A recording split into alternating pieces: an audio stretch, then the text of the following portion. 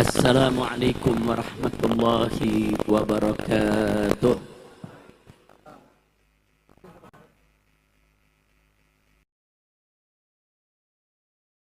Alhamdulillahil qail fi Isra Sayyidil Afadil. Subhanalladzi asra bi'abdihi layla من المسجد الحرام إلى المسجد الأقصى الذي باركنا حوله لنريه من آياتنا إنه هو السميع البصير. صدق الله العظيم وصدق رسول الله صلى الله عليه وسلم. بلغ الرسالة وأدى الأمانة ونصح الأمة وجاهد في سبيل الله حق جهاده. أشهد أن لا إله إلا الله وحده لا شريك له وأشهد أن سيدنا محمدا عبده ورسوله لا نبي بعده.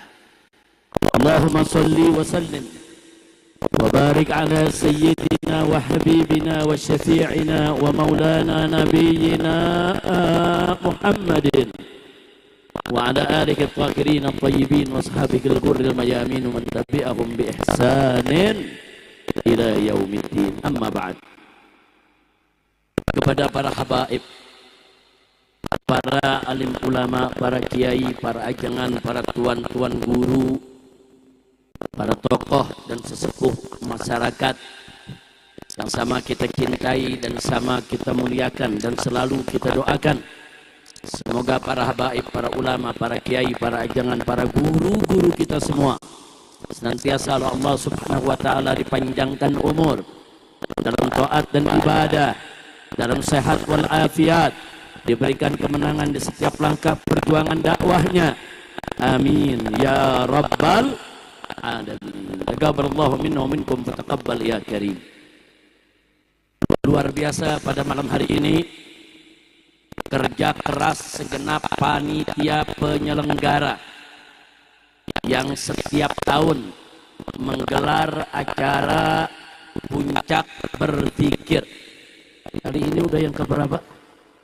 Sudah yang ke-14. Alhamdulillah. Mudah-mudahan seterusnya ini bisa menjadi tradisi yang bagus buat kita semua, dalam rangka saudara untuk menjaga generasi muda kita agar di setiap akhir tahun itu tidak tergoda, tidak tergiur dengan bujukan rayuan-rayuan acara-acara yang merusak iman. Nah, mudah-mudahan dengan adanya acara ini, dengan tadi sudah kita ikuti acara demi acara, dari pembacaan Al-Qur'annya, pembacaan rawih maulidnya, sholawatnya, qasidahnya, begitu juga nasihat demi nasihat dari guru-guru kita, dari para habaibnya, dari para kiainya. Mudah-mudahan semua itu menjadi manfaat buat kita, menjaga iman kita, mendorong semangat juang kita, dan menjadi penyebab turunnya rahmat dan barakah. Amin ya rabbal alamin. Ahibail kiram, sebagaimana sama kita maklumi bahwa tema daripada acara puncak berzikir kali ini, kita masih tetap menggaungkan revolusi akhlak sebagaimana beberapa waktu yang lalu. Nah, kenapa revolusi akhlak ini begitu penting, saudara?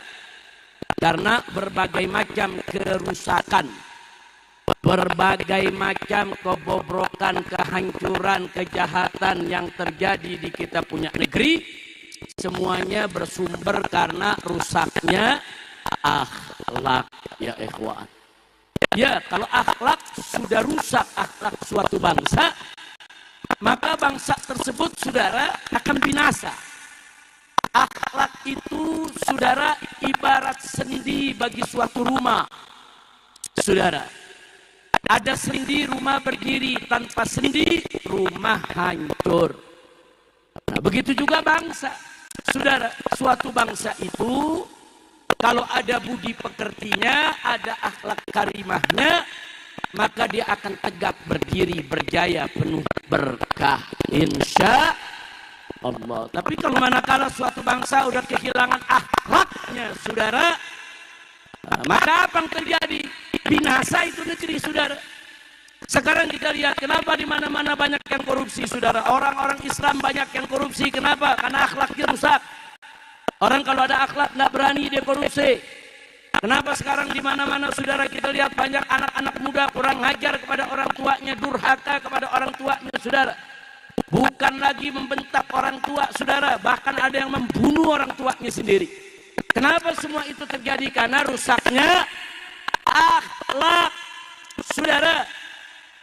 Jadi kalau akhlak sudah rusak, semua sendi-sendi kehidupan akan ikut rusak. Makanya misi kenabian yang dibawa oleh Nabi kita tercinta Sayyiduna Muhammad Sallallahu Alaihi Wasallam adalah untuk penyempurnaan akhlak.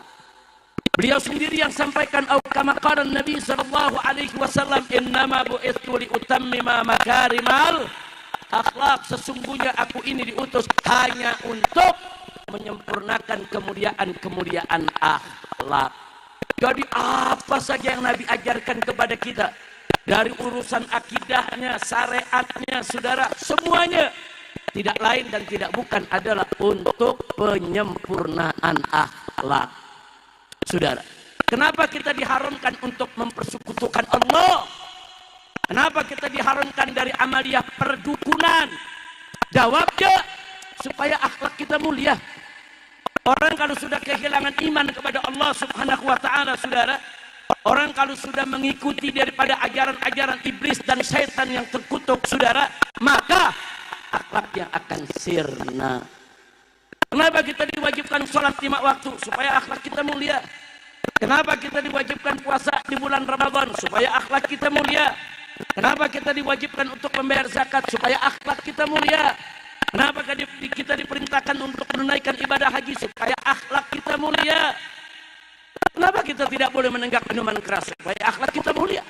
Kenapa kita tidak boleh mencuri? Supaya akhlak kita mulia. Kenapa kita tidak boleh berzina? Kenapa kita tidak boleh, saudara, berjudi?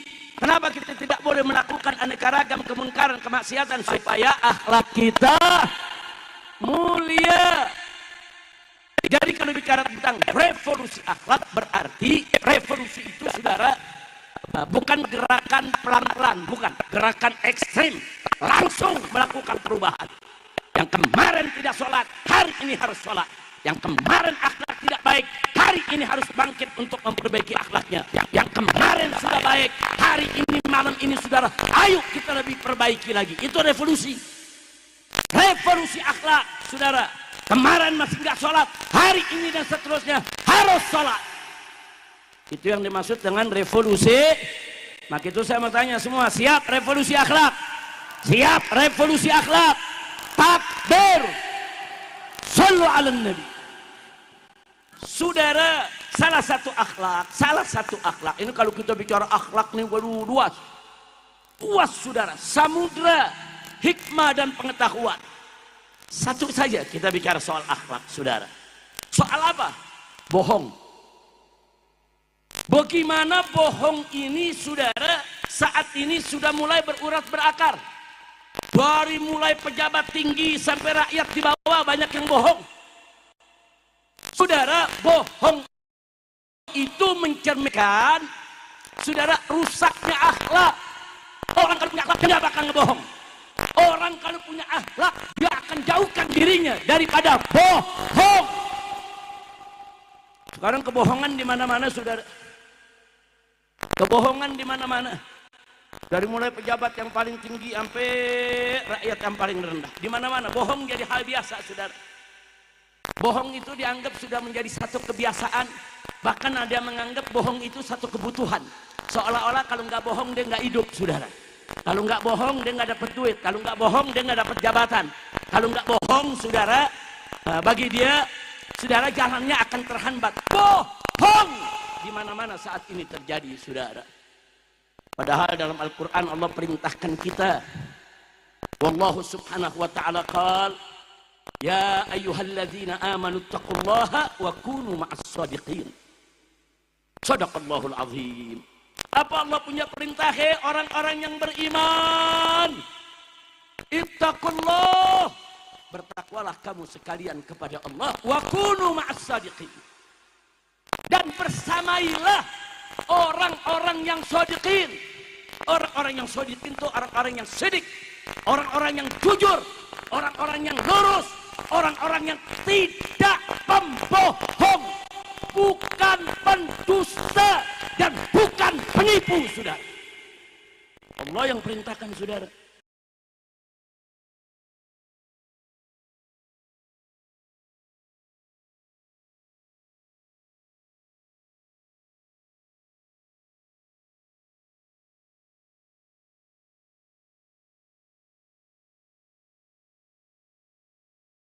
Alaihi wasallam, almar'u ala dini khalilih, falyanzur ahadukum man yukhalil. Saudara, seseorang itu tergantung agama daripada perilaku sahabat kawan dekatnya. Maka itu perhatikanlah siapa yang kita jadikan sahabat kita. Makanya kalau Allah menyatakan kunu ma'as shadiqin, jadilah kamu bersama orang-orang yang shadiq. Artinya apa? Saudara, kita diperintahkan oleh Allah untuk bergaul bersama orang-orang yang jujur, bukan pembohong, bukan pendusta, bukan penipu. Kenapa? Sebab siapa yang bergaul dengan pembohong, besok dia akan jadi pembohong juga, saudara. Almar'u, saudara, ala dini khalili, hati-hati. Makanya kalau orang-orang tua kita ngelarang, nak jangan bergaul sama si ini ya, jangan bergaul sama si itu ya. Nggak main-main, saudara, karena orang tua sayang sama kita, takut. Nah jangan main media, dia suka mabok. Nah jangan main media, dia suka berantem. Nah jangan main sama dia, dia itu suka fitnah orang. Itu sayangnya orang tua kepada kita. Dan memang perintah Allah dan ajaran Nabi, bergaulah dengan orang-orang yang baik. Mau cari mantu, mantu yang baik. Anak muda mau cari istri yang baik, yang jujur, bukan yang pembohong. Istri mau cari suami, cari yang baik, yang jujur, jangan yang pembohong.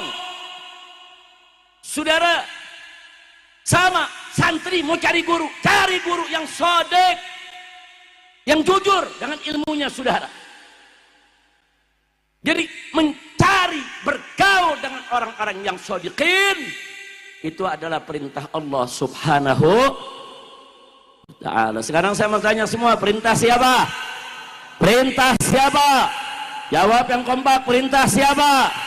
Siap taat kepada Allah, siap ikut Allah, takbir.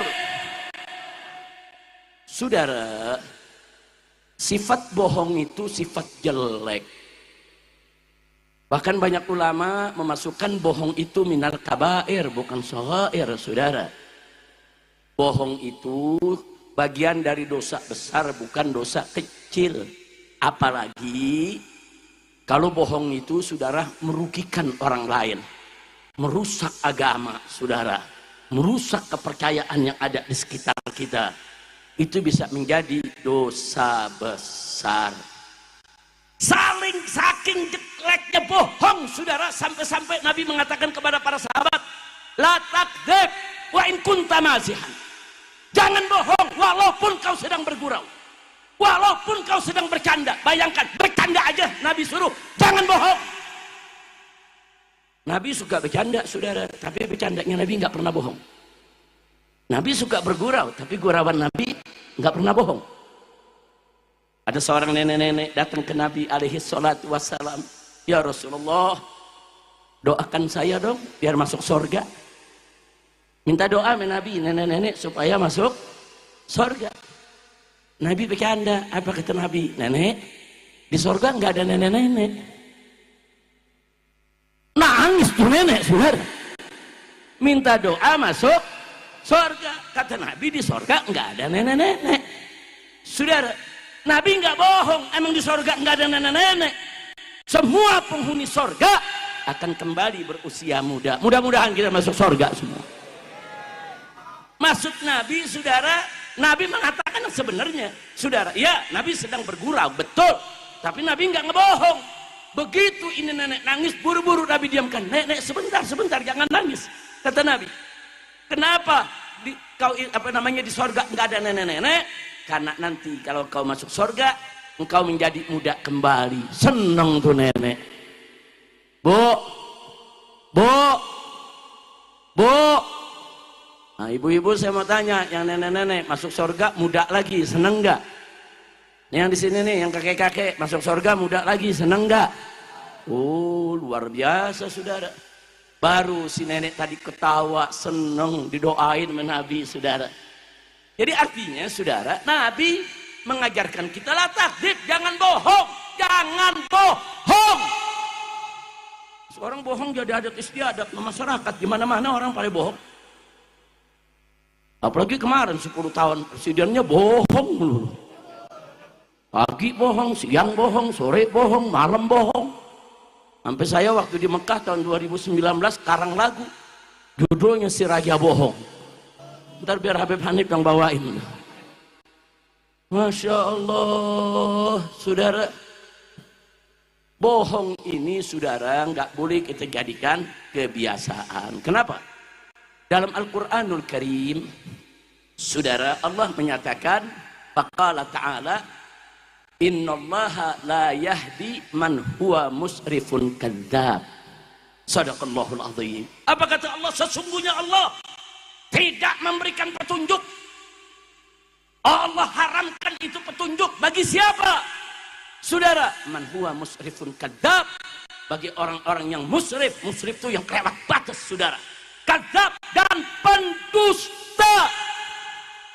Orang kalau sudah jadi pendusta, saudara, Allah nggak suka. Allah nggak kasih lagi tuh sama dia hidayah, saudara. Na'udzubillah min dzalik. Bahkan di surat yang lain lagi, saudara, Allah nyatakan qutilal kharrasun allazina hum fi ghumratin sahun.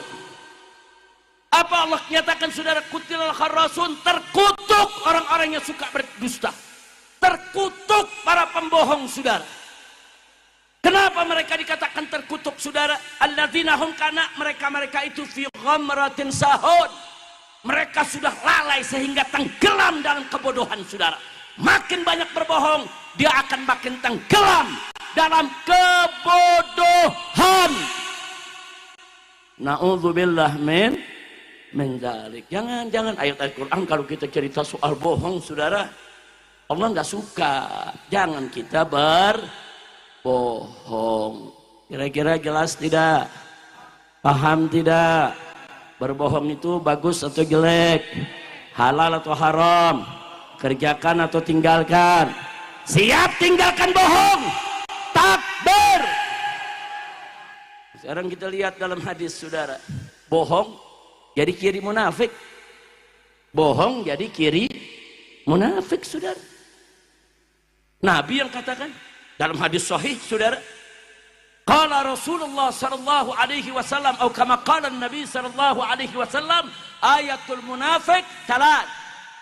Ciri munafik itu ada 3. Yang pertama, idza haddatsa kadzab. Kalau dia bicara dia bohong. Wa idza wa'ada akhlaf. Dan kalau dia janji dia ingkari. Wa idza tumina khan. Dan kalau dia dikasih amanat, khianat. Kalau orang sudah ngomong bohong, janji, ingkar, dikasih amanat, khianat, munafik. Na'udzubillah min dzalik. Jangan. Saya mau tanya di sini, mau kita disebut munafik? Mau kita disebut munafik? Jangan, tinggalin, saudara. Nah, kalau kita bicara, jangan bohong. Kalau kita janji, tepati, jangan diingkari. Dan kalau kita diberikan amanat, jaga, laksanakan. Jangan jujur. Jangan dikhianati, insya Allah. Dalam hadis yang lain, saudara, Nabi yang mengatakan, dalam satu hadis, saudara, Nabi katakan, ini hadis sahih, saudara, beliau katakan, alaikum bisidqi, wajib atas kamu sekalian untuk bersikap jujur, tidak bohong. Kenapa? Nabi mengatakan, inna sidqa yahdi ilal birri. Karena kejujuran itu mengantarkan kepada kebaikan. Orang kalau jujur, saudara, segala perilakunya akan baik. Orang kalau jujur, kehidupannya akan baik. Orang kalau jujur, urusannya akan baik, saudara. Nabi yang mengatakan, inna sidqa yahdi ilal birri. Ya, bahwa kejujuran itu mengantarkan kepada kebaikan. Wa innal birra yahdi ilal jannah. Dan sesungguhnya kebaikan itu mengantarkan kepada surga. Orang kalau jujur, dia jadi baik. Kalau baik, dia masuk surga. Nabi yang sebutin, saudara. Selanjutnya Nabi katakan, innar rajula. Sesungguhnya seseorang itu, saudara, la yasduqu. Tatkala dia itu betul-betul bersikap jujur, saudara, selalu jujur, saudara, hatta yakuna siddiqan. Maka dia akan meraih status sebagai siddiq, saudara. Orang kalau sudah siddiq, itu kedudukannya tinggi di sisi Allah dan Rasulnya. Makanya kan dalam doa kita, diantara yang kita minta ma'as siddiqin, supaya kita disatukan oleh Allah nanti ma'as siddiqin, saudara. Terus selanjutnya kata Nabi, wa iyyakum wal kadzib. Dan hati-hati, jangan coba-coba kalian berbuat bohong. Hati-hati, jauhkan itu sifat bohong. Kenapa? Nabi mengatakan, innal kadzba, saudara, sesungguhnya bohong itu yahdi ilal fujur. Dia akan mengantarkan kepada keburukan-keburukan. Orang kalau sudah bohong, saudara, maka hidupnya akan buruk. Urusannya akan buruk, saudara. Akhir hidupnya akan buruk. Wa innal fujur, kata Nabi, saudara, yahdi ilan nar. Dan keburukan-keburukan tersebut akan mengantarkan dia ke dalam neraka jahanam. Nah, jadi sekali lagi itu, sampai Nabi mengatakan, innar rajula la yakdzibu. Sesungguhnya seseorang itu, tatkala dia itu berdusta, saudara. Nah, kalau dia terus berdusta, apa yang akan terjadi? Hatta yuktaba, sampai akhirnya ditulis dia punya nama indallah, di sisi Allah, kadzaban, sebagai seorang al-kadzab, pendusta. Na'udzubillah min dzalik. Perhatikan itu hadis. Jadi kata Nabi, hai umat Islam, jaga sifat jujur, ya. Nah, amalkan itu sikap jujur, karena jujur itu mengantarkan kepada kebaikan, kebaikan mengantarkan kepada surga. Dan kalau kalian jujur, kalian nanti di sisi Allah menjadi kaum siddiq, orang-orang yang jujur. Sebaliknya, hati-hati sifat-sifat bohong, saudara, kata Nabi. Jangan bohong, karena bohong itu mengantarkan kepada kejelekan, keburukan. Nah, keburukan mengantarkan kepada neraka. Dan orang yang suka berbohong, hati-hati, nanti ditulis di sisi Allah Subhanahu wa Ta'ala sebagai kadzab, sebagai pendusta. Nah, maka itu saya mau tanya semua di sini, mau jadi pendusta atau orang jujur? Siap jadi orang jujur? Siap revolusi akhlak? Siap tinggalkan sifat bohong? Takbir! Sallu ala Nabi. Saya ngelihat, saudara, ngebohongnya pejabat ini perilakunya makin hari makin tengil. Orang Sunda bilang apa tengil? Kalau orang Betawi bilang tengil. Tengil, sombong, ngeselin. Sombong, ngenekin. Nah, itu tengil tuh. Saudara, tingkah lakunya udah tengil udah. Kayaknya orang Sunda tengil juga, ya. Hah? Ngeliat. Tahu ngeliat? Ngartos tengartos. Terang terang. Tengil. Tahu gak artinya? Nyaho. Sadayana ngartos.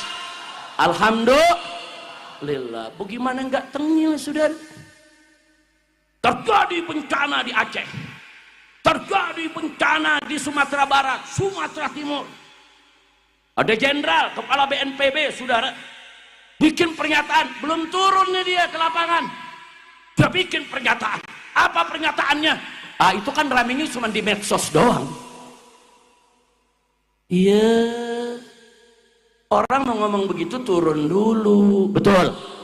Betul? Betul, turun dulu lihat. Betul gak itu bencana biasa? Betul gak itu bencana kecil? Betul gak itu bencana? Nggak ada masalah. Kalau sudah lihat ke lapangan, lihat Acehnya, lihat Sumatera Utaranya, lihat Sumatera Baratnya, baru boleh bicara, saudara. Ini turun belum, kalau dia bilang, hebohnya cuma di medsos doang, pala lu menyan. Berarti kan dia bohong. Dia bohong, saudara. Orang bencana besar-besaran dibilang gak ada apa-apa, cuma di medsos ramai. Bohong tidak? Bohong tidak? Ada lagi menteri di lapangan, depan wartawan, depan masyarakat. Masyarakat tanya, Pak Presiden, bagaimana ini listrik nih di Aceh? Si menteri langsung tanya, Presiden langsung tanya, Pak Menteri, bagaimana tuh listriknya? Beres, sudah 93% nyala semua. Nggak tahu nyatu belum nyala. Kacau tidak? Kacau tidak? Kacau tidak? Itu jujur apa bohong? Jujur apa bohong? Jujur apa bohong? Astagfirullahaladzim. Saudara, kok bisa ya menteri depan presiden, depan kamera, ditonton rakyat ngebohong? Bisa, bisa. Nah, saya mau tanya nih, sifat bohong begini biarkan atau lawan? Biarkan atau lawan? Siap bongkar kebohongan. Takbir. Jadi saudara, ya Allah, gimana ya?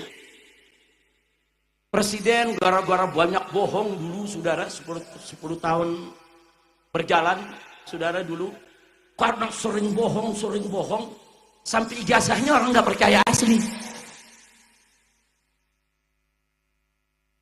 Dia nanya, kenapa seorang nggak percaya saya? Lalu sering bohong. Orang kalau sering bohong, saudara, ada pepatah dalam bahasa Indonesia, sekali lancung ujian seumur hidup orang tak percaya. Betul? Sekali Anda berbohong seumur hidup, Anda nggak akan dipercaya sama orang, saudara. Jangan bohong. Nah, dia bohong melulu. Apa dia bilang? Kita punya uang banyak, di kantong saya ada 1.000 triliun. Sampai sekarang seperak nggak kelihatan. Saya tanya, jujur apa bohong? Jujur apa bohong? Jawab, jujur apa bohong? Malah Ustaz Sobri mengoreksi saya, bukan 1.000 triliun, 11.000. Nah, bohongnya gede bener tuh. Mobil nasional SMK sudah ribuan dicetak, ribuan orang yang pesan. Sampai sekarang gue nggak pernah lihat. Saya mau tanya, itu benar apa bohong? Benar apa bohong? Ada lagi yang lebih menyedihkan. Petani dikumpulkan di Jawa, saudara. Enggak salah di Wonosobo atau di Ponorogo. Dikumpulkan, petani udah kumpul ratusan orang. Kenapa pada kumpul petani? Mau dikasih mesin traktor. Tahu mesin traktor kan? Oh, mesin traktornya dipasang, ada 100 mesin, girang petani. Datang presiden, 1-2 petani disuruh maju, suruh terima, simbolik. Secara simbolik. Pokoknya nanti presiden pulang, bagi-bagi, 1 petani 1 traktor. Seneng petani. Begitu presiden pulang, traktornya dibawa lagi sama pabrik. Dibawa lagi. Pabrik ditanya, kenapa Anda bawa? Kan presiden udah bilang, ini 100 buat petani. Kata yang punya pabrik, lah itu aja belum dibayar. Kalau saya bagiin, siapa yang bayar? Ini kejadian, saudara, fakta, bukan fitnah, bukan hokok tega ngebohongin petani, kurang ajar. Saya mau tanya tuh, itu benar? Itu sikap begitu tuh benar apa bohong? Benar apa bohong?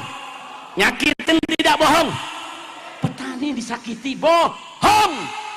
Itu sifat berbahaya. Soal ijazah, jangan salahin. Kalau sekarang ada pihak mengatakan itu bohong, itu bohong, itu bohong. Saudara, kenapa? Karena orangnya sering berbohong. Nah, soal ijazah gampang kok. Saudara, gampang bawa yang asli, biar semua ngelihat dan diperiksa secara independen. Ini kadang-kadang polisinya tengil juga.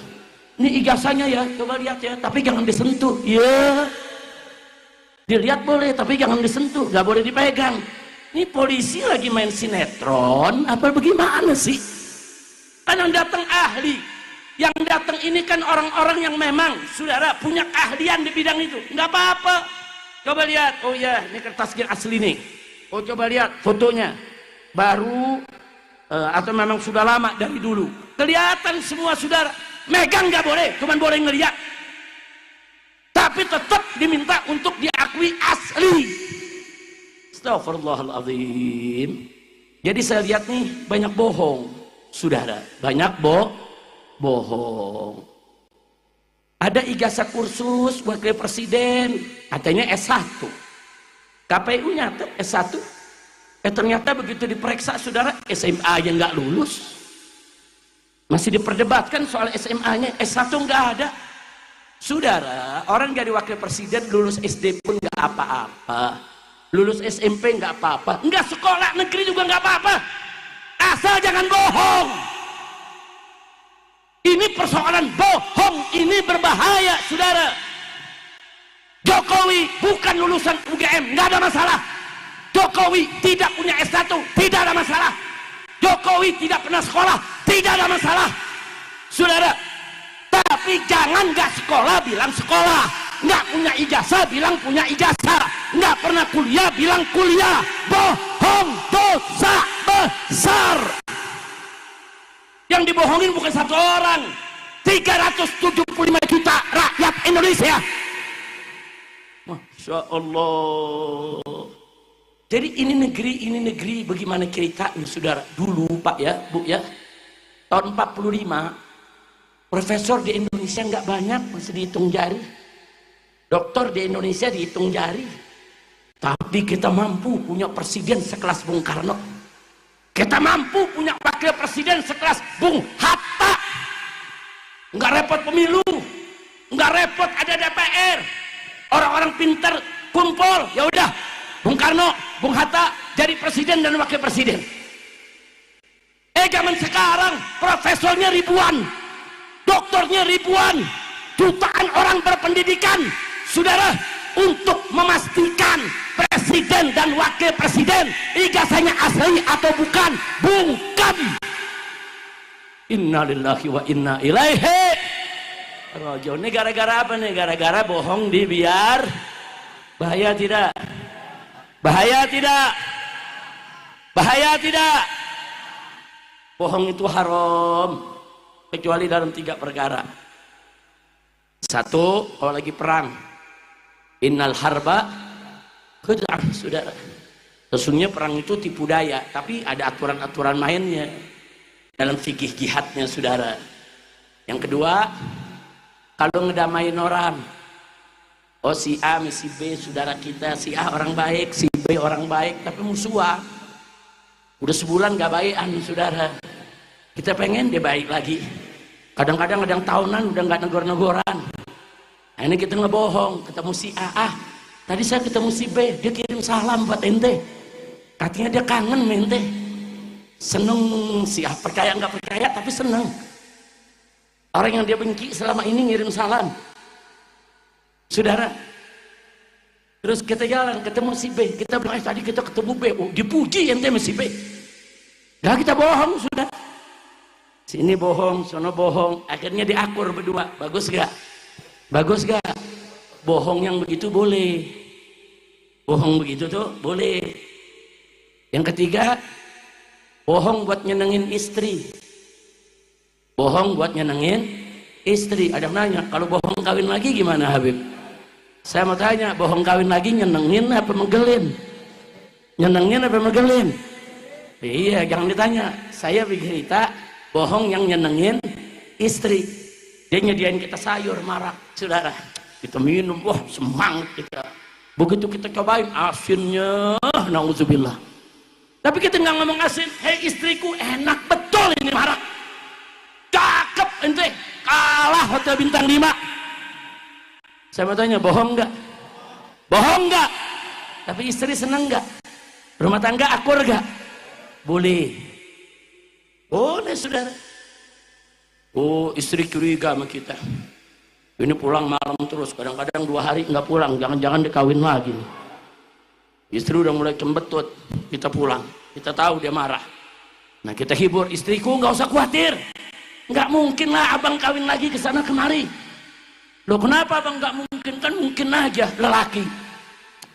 Iya lelaki, tapi buat abang nggak mungkin. Kenapa? Ini adik istriku perempuan paling cantik sedunia. Padahal istrinya nggak cantik-cantik amat, tapi dibilang udah ente paling cantik, lebih cantik dari bidadari. Padahal dirinya nggak pernah lihat bidadari. Saya mau tanya, bohong nggak? Bohong nggak? Tapi istri seneng nggak? Rumah tangga akur nggak? Boleh. Ada lagi istri lagi cembetut, nggak bisa dirayu, sudah marah, sudah istriku, nggak usah khawatir. Aku jalan ke sana kemari pulang, nggak usah khawatir. Kenapa? Saya nggak bakal kawin lagi. Loh kenapa bang? Karena kamu istriku 1 rasa 4. Udah nggak pusing-pusing lagi dah. Kira-kira jelas gak? Jelas gak? Ngerayu istri aja nggak bisa, gimana sih? Senengin hati istri. Saya mau tanya, itu bohong nggak barusan? 1 rasa 4, lu pikir nano-nano? Saya mau tanya, bohong nggak? Bohong nggak? Tapi istri seneng nggak? Rumah tangga akur nggak? Jadi bohong-bohong begitu boleh, tapi nggak bohong. Di kantong saya ada 1000 triliun untuk bangun negara. Itu bohongnya bohong bagus apa jelek? Bagus apa jelek? SMK akan diproduk ribuan, yang mesen udah puluhan ribu. Udah nggak bisa lagi nih diketak. Di jalan seekor kita nggak lihat tuh SMK. Saya tanya tuh bohong begitu bagus apa jelek? Bagus apa jelek? Menteri ngebohongin presiden, listrik belum nyala, dia bilang udah nyala. Bagus atau jelek? Bagus atau jelek? Nah bohong-bohong begini mesti kita lawan. Saya nggak peduli mau yang bohong itu pejabat, rakyat, kiai, santri, bohong harus kita lawan. Setuju? Setuju? Takbir. Ada bohong, ada tipu-tipu. Tipu-tipu lain lagi nih saudaranya. Ada bohong, ada tipu-tipu, saudara. Nah, tipu-tipu contohnya nih, saudara. Presiden pengen anaknya jadi wakil presiden. Tapi dalam undang-undang, saudara, umurnya nggak memenuhi syarat. Karena dalam undang-undang ditulis, kalau presiden dan wakil presiden usianya harus minimal 40 tahun. Kurang dari itu nggak boleh. Tapi presiden pengen bagaimana supaya anaknya tetap jadi masuk walaupun undang-undang melarang. Nah, akhirnya dibuatlah tipu-tipu. Saudara, orang disuruh judicial review ke MK soal syarat daripada usia wakil presiden dan presiden. MK terima, kebetulan di MK iparnya jadi pamannya si anak, saudara. Nah, akhirnya begitu di MK, tahu-tahu dikeluarin putusan MK nomor 90, saudara. Isinya apa? Nggak dirubah usia. Tetap calon presiden dan wakil presiden minimal berusia 40 tahun atau pernah menjadi kepala daerah. Pakai ditambahin. Atau pernah menjadi kepala daerah. Nah begitu ditambahin, tuh barang masuk gak? Tuh barang masuk gak? Masuk. Ini tipu-tipu nih. Se-Indonesia begini, profesornya banyak, doktornya banyak, universitasnya banyak. Ditipu-tipu begini, banyak yang diam, saudara. Innalillahi wa inna ilaihi raji'un. Ada jenderal ikut ilmu tipu-tipu. Ada jenderal, saudara, julukannya Jenderal Baliho. Lu tahu ya? Pengen anaknya masuk Akabri, Akmil sekarang, Akademi Militer. Orang masuk Akademi Militer ada syarat tinggi, saudara. Kurang 1 senti saja nggak boleh. Anaknya pendek, nggak memenuhi syarat. Lalu apa disuruh robah syaratnya? Turunin tingginya supaya anaknya lolos. Dirobah, anaknya diterima. Tipu-tipu. Ini apa? Ini negeri-negeri apa kalau begini modelnya? Saya mau tanya, lihat semacam itu prihatin tidak? Prihatin tidak? Jadi kalau ingin melakukan sesuatu, ada undang-undang yang melarang, dia ubah itu undang-undang, saudara. Ada ada undang-undang yang mencegah, dia ubah itu aturan, saudara.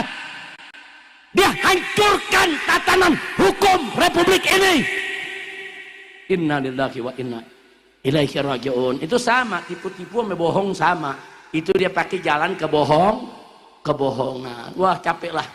Kalau kita bicara bohong, serba kebohongan, capek.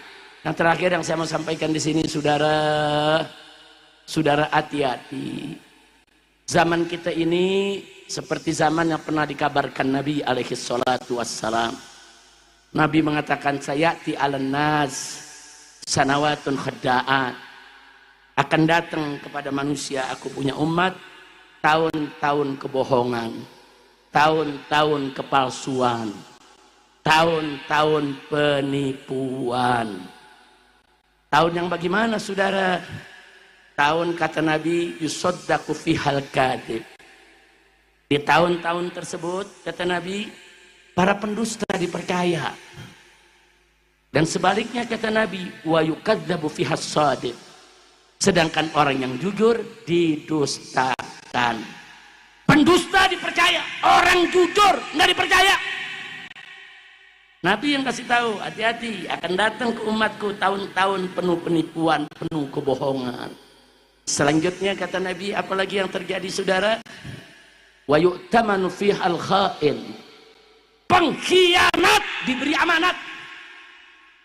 Dia pengkhianat dijadiin pemimpin. Dia pengkhianat, saudara, diberikan amanat untuk urus rakyat. Dan sebaliknya kata Nabi, wa yukhawwanu fihal amin. Orang-orang yang jujur, nggak pernah khianat amanat, saudara, justru dikhianati. Dan pada tahun tersebut kata Nabi, wa yantiqu fiha ruwaibidah. Di tahun-tahun tersebut para ruwaibidah akan berkikau, saudara. Akan banyak omong sono kemari, saudara. Nabi ditanya, "Umar ruwaibidah ya Rasulullah?" Apa tuh ruwaibidah ya Rasulullah? Nabi menjawab, saudara, ar-rajulu tafih fi amril ammah. Orang yang bodoh tapi sok tahu di dalam urusan umat, saudara. Dia nggak ngerti agama, sok ngomong agama. Dia nggak ngerti ilmu kedokteran, sok ngomong kedokteran. Dia nggak ngerti perbankan, sok ngomong perbankan. Yang model begini banyak tidak? Saya tanya semua, jawab yang kompak, banyak tidak? Jadi Nabi tadi mengatakan, hati-hati, akan datang kepada umatku ini tahun-tahun yang penuh kebohongan, tahun-tahun yang penuh dusta, tahun-tahun yang penuh tipu daya, tahun-tahun yang bagaimana orang yang jujur didustakan, pendusta dipercaya, orang pengkhianat diberikan amanat, justru orang yang amanat dikhianati. Saya tanya sekarang ini, terjadi tidak? Terjadi tidak? Dan orang yang nggak punya ilmu banyak ngomong kemana-mana sok pintar, terjadi tidak? Terjadi tidak? Inna lillahi wa inna ilaihi raji'un. Nah, ini fakta yang ada depan kita. Lalu kita mau apakan kalau sudah begini? Ya itulah kuncinya. Revolusi akhlak. Dari sekarang saya ajak, jadikan kebohongan itu common enemy. Kebohongan itu jadikan sebagai musuh bersama. Jangan biarkan orang berbohong. Jangan biarkan istri kita berbohong. Jangan biarkan anak kita berbohong. Jangan biarkan suami kita berbohong. Jangan biarkan sahabat-sahabat kita berbohong. Jangan biarkan pejabat-pejabat kita berbohong. Haram. Gara-gara bohong, kehidupan menjadi rusak. Gara-gara bohong, negara menjadi rusak. Gara-gara bohong, saudara, rakyat, saudara, dibuat menderita. Na'udzubillah min dzalik. Maka itu saya mau tanya semua, siap lawan kebohongan? Siap lawan kebohongan? Ya, semangat semua, siap lawan kebohongan? Angkat tangan semua ke atas, takbir. Siap lawan kebohongan? Siap lawan kebohongan? Takbir. Tapi sebagai tambahan saya mau ngingetin, itu bohong tuh yang tadi kita cerita, itu namanya bohong. ada yang bukan bohong dituduh bohong. Terjadi di negeri kita. Saya dan Habib Hanif jadi korbannya, saudara. Lo korbannya bagaimana, Habib? Habib Hanif, saudara, banyak ditelepon waktu saya dirawat di rumah sakit Umi di Bogor. Habib, ini banyak berita katanya Habib Rizik mati. Habib Rizik katanya dapat serangan kritis, sekarat. Nah, bagaimana ini Habib? Habib Hanif jawab, enggak, Abah baik-baik aja, sekarang lagi diperiksa. Nah, entah penyakit apa kita lihat, tapi enggak begitu. Nah, akhirnya Habib Hanif diminta, ya sudah Beb, ini banyak umat nih di mana-mana. Saya waktu itu kan baru pulang dari Mekah, saudara. Ini banyak ajengan, banyak kiai, banyak habaib nanyain. Nah, bagaimana kalau Habib bikin rekaman 2 menit aja? Bikin rekaman 2 menit video, nanti kita sebar, Beb. Nah, kalau Habib tuh baik-baik saja. Habib Hanif kabar khair, minta izin sama saya, Abah, ini banyaknya minta di luar, Pak, habaib kiai, supaya Hanif bikin dikit aja rekaman. Kita bilang nggak apa-apa, sampaikan aja untuk mencegah hoax, mencegah fitnah, saudara, menangkal. Nah, Habib Hanif bikin cuma 2 menit. Assalamualaikum warahmatullahi wabarakatuh. Alhamdulillah dan seterusnya. Dengan ini saya kabarkan kepada para habaib, para kiai, jamaah di mana-mana, alhamdulillah, Abah Habib Rizik Syihab baik-baik saja. Segitu doang. Penjara 1 tahun. Dia bilang ngebohong. Pasalnya pasal ngebohong. Jadi kata jaksa, kata polisi, Habib Hanif berbohong. Habib Rizik lagi sakit, dia bilang baik-baik saja. Ancaman pasalnya 10 tahun. Saudara, vonis 1 tahun penjara. Tuntutannya 2 tahun. Anda vonisnya 1 tahun penjara, saudara. Saya mau tanya, emang Habib Hanif ngebohong begitu? Saya ikut-ikutan kena, saudara. Loh bagaimana? Habis saya dirawat, saya enak, sehat. Dokter izinkan pulang. Waktu saya mau pulang, pihak rumah sakit minta, Habib, boleh gak kasih testimoni? Nah, testimoni, karena Habib kan nih ustadz, dai, banyak dikenal oleh masyarakat. Bikin testimoni lah, sekedar ucapan terima kasih nih bagaimana rumah sakit Umi. Saya bikin, sama Habib Hanif 2 menit. Assalamualaikum warahmatullahi wabarakatuh. Saya sampaikan kepada umat, alhamdulillah saat ini saya baik-baik saja. Saya terima kasih kepada para dokter, para suster, pemilik rumah sakit. Itu aja. Saudara, saya dituntut 6 tahun. Pasalnya sama Habib Hanif. Pasal 10 tahun penjara karena Habib Rizik kebohong. Dia masih sakit tapi dia bilang diri sudah sehat. Pasal ancaman 10 tahun. Saya dituntut 6 tahun. Vonis 4 tahun. Luar biasa, saudara. Nah, sekarang saya mau kasih tahu nih sebelum saya akhiri supaya jangan salah paham. Apa betul saya dan Habib Hanif ngebohong? Mari kita lihat. Sayyidina Ali ibn Abi Thalib radhiyallahu taala anhu dalam hadis sahih, saudara, bercerita tatkala beliau menemani Nabi pada saat sakit menjelang ajalnya, saudara, sebelum Nabi wafat. Kemudian Nabi keluar, bukan Nabi, Sayyidina Ali keluar rumah. Sahabat nunggu di luar rumah. Mereka tanya, ya Abul Hasan, kaifa asbaha Rasulullah sallallahu alaihi wasallam? Hei Abul Hasan, hei Sayyidina Ali, bagaimana kondisi Nabi? Bagaimana kondisi Rasulullah? Dijawab oleh Sayyidina Ali, saudara. Kata Sayyidina Ali, alhamdulillah, segala puji bagi Allah. Saudara, asbaha bari'an. Nabi saat ini baik-baik saja. Padahal Nabi lagi sakit nih, sebelum meninggal, saudara. Sakit sekarat sebelum wafat. Sayyidina Ali jawab, alhamdulillah, Nabi baik-baik saja. Senang para sahabat, saudara. Saudara, untung kejadiannya 15 abad yang lalu di kota Madinah. Kalau kejadiannya di rumah sakit Umi, Sayyidina Ali 10 tahun dituntut. Dianggap bohong tuh. Bahkan Nabi masih sakit. Kenapa Sayyidina Ali mengatakan Nabi udah baik-baik aja? Sama aja peristiwanya tadi. Saya mau tanya, apa Sayyidina Ali berbohong? Enggak, nanti kita jawab saudara.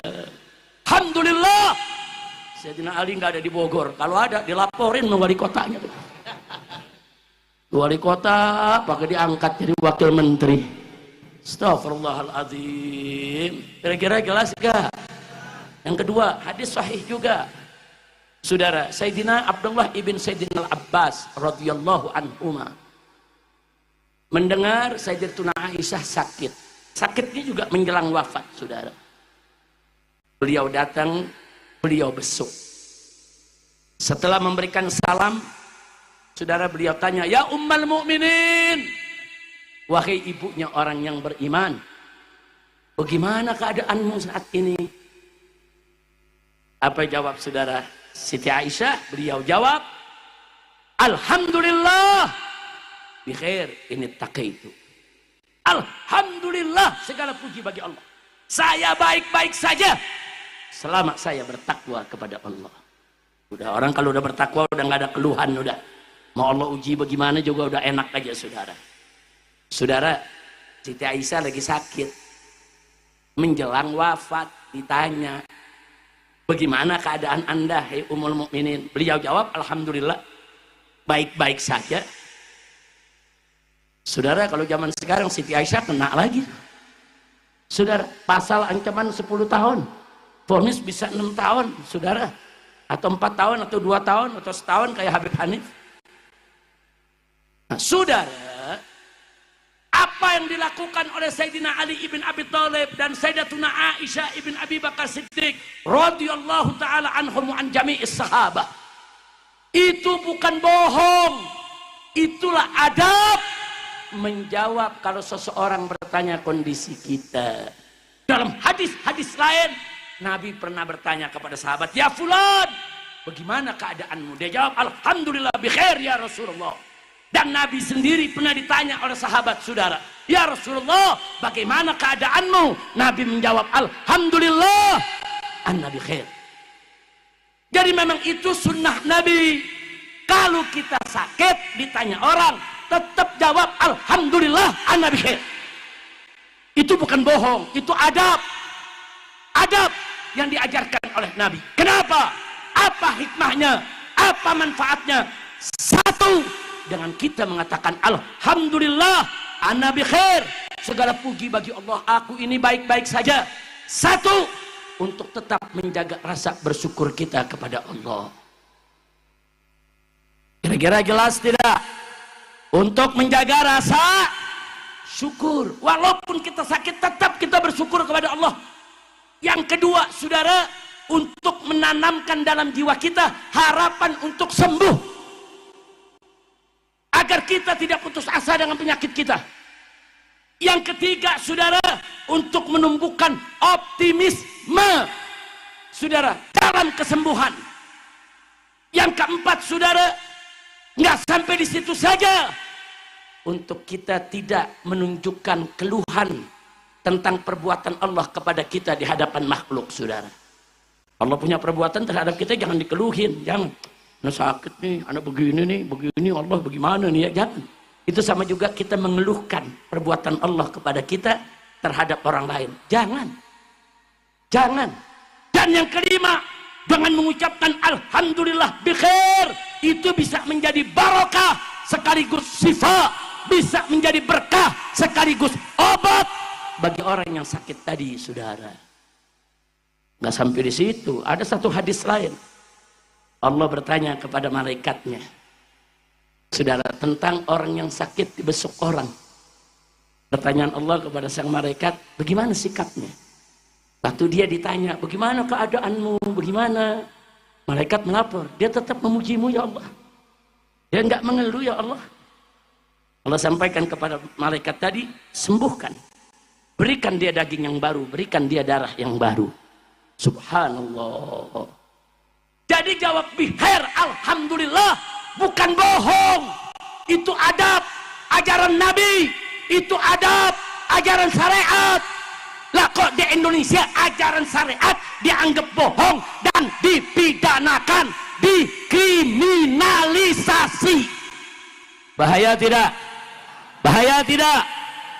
Ahlan wa sahlan, ya marhaba. Siapa? Habib Bahar bin Sumit. Takbir, takbir. Alhamdulillah. Silakan Habib Bahar, tafadhal tegaddam, ya ahlan wa sahlan. Kira-kira yang saya jelaskan paham tidak?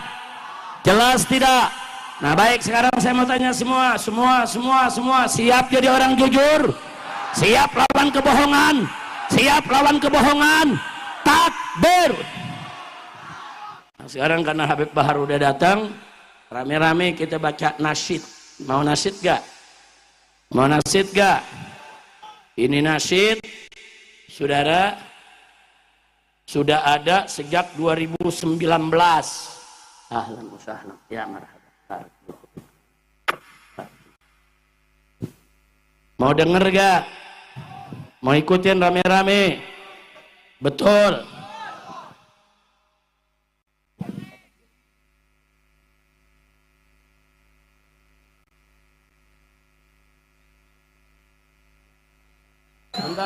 Sebentar.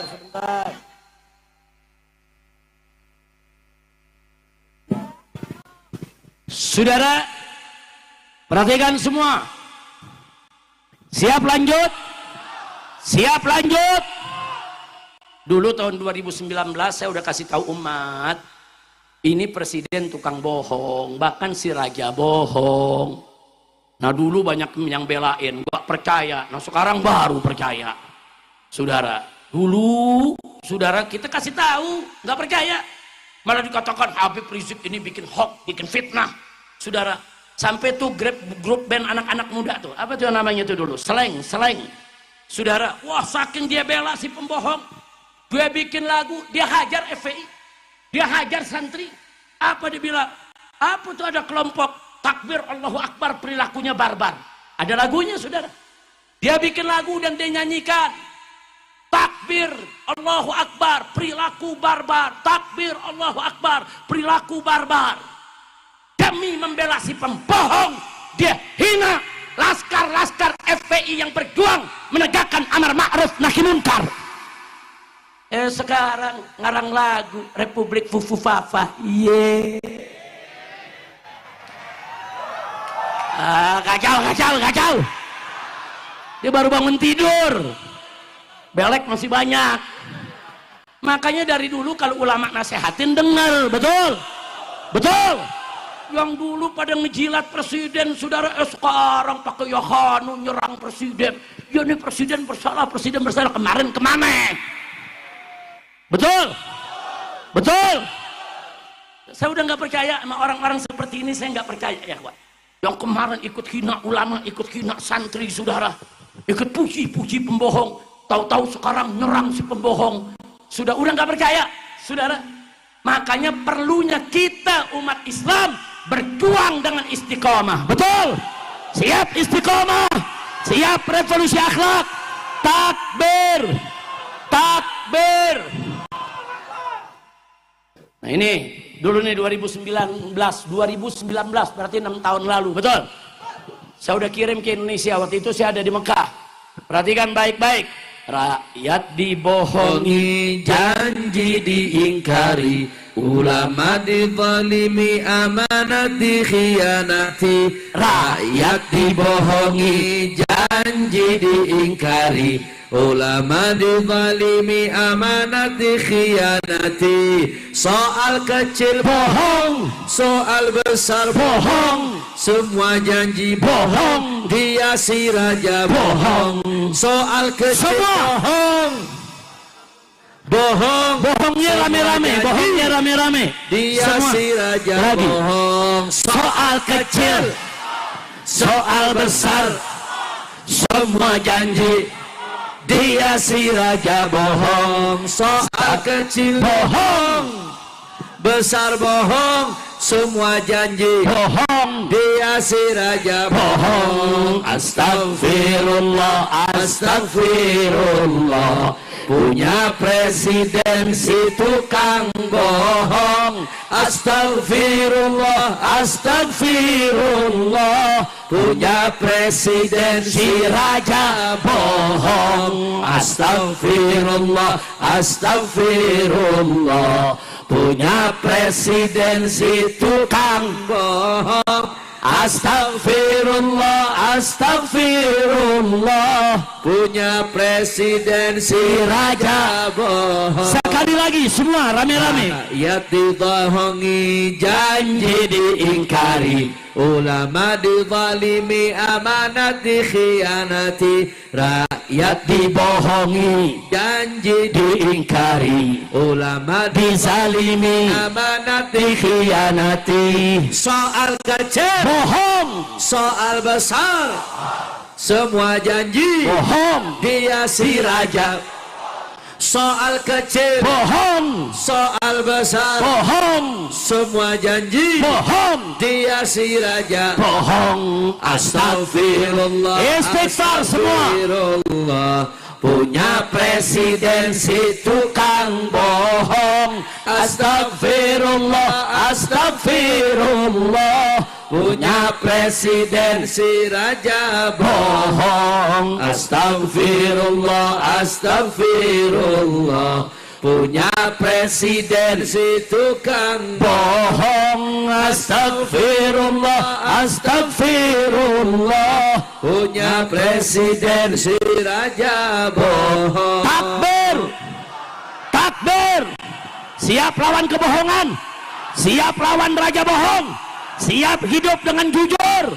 Takbir, angkat tangan semua ke atas. Takbir, takbir, takbir. Sallu ala nabi. Nah, sekarang saya minta Habib Bahar memimpin kita semua untuk membawakan mars perjuangannya. Nah, yang biasa Habib Bahar bawakan.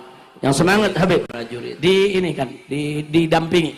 Nah, kalau begitu saya minta, saya punya menantu Habib Muhammad bin Hadi Al-Habsyi dan Habib Hussein Assegaf, karena tadi kita bicara tentang Palestina panjang lebar disampaikan oleh Kiai Sobri, dan malam ini juga temanya juga untuk kemerdekaan Palestina, betul? Nah, sama-sama kita baca mars pembebasan Al-Aqsa, mars Al-Quds. Silakan Habib Hamzan maju. Diri. Mana Habib Hussein? Nah, diri. Semua rame-rame maju ke depan.